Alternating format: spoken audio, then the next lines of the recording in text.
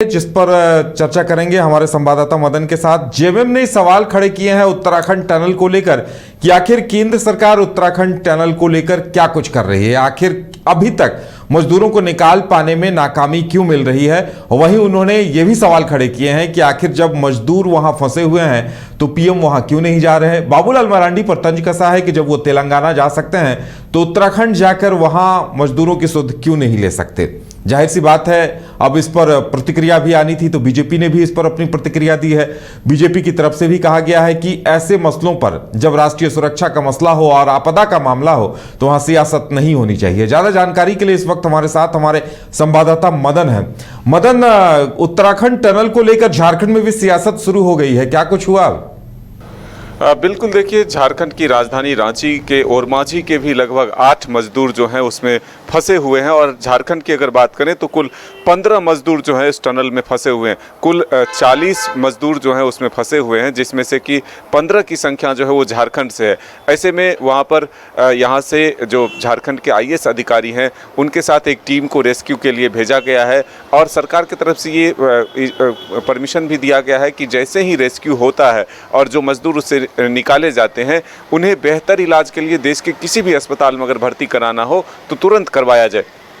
लेकिन इसको लेकर के अब झारखंड में सियासत शुरू हो चुकी है। दरअसल बाबूलाल मरांडी ने ट्वीट करते हुए सरकार पर निशाना साधा था कि ये सरकार जो है मजदूरों को लेकर के संवेदनशील नहीं है।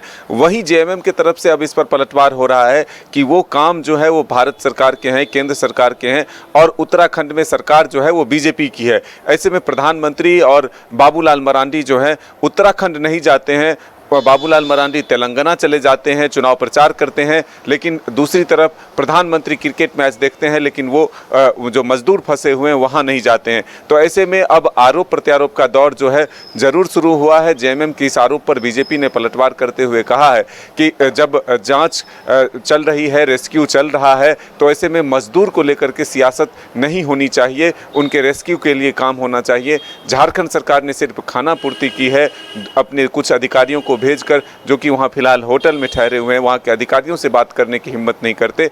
ऐसे में सरकार जो है सिर्फ नीपापोती करती है, खाना पूर्ति करती है।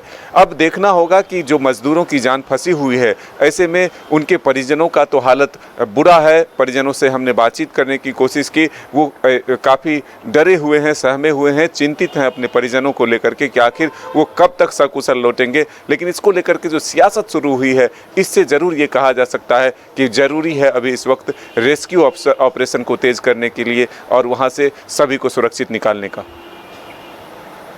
फिर बात है और बड़ा सवाल यह भी है कि इस पर सियासत नहीं होनी चाहिए जो कि झारखंड में हो रही है।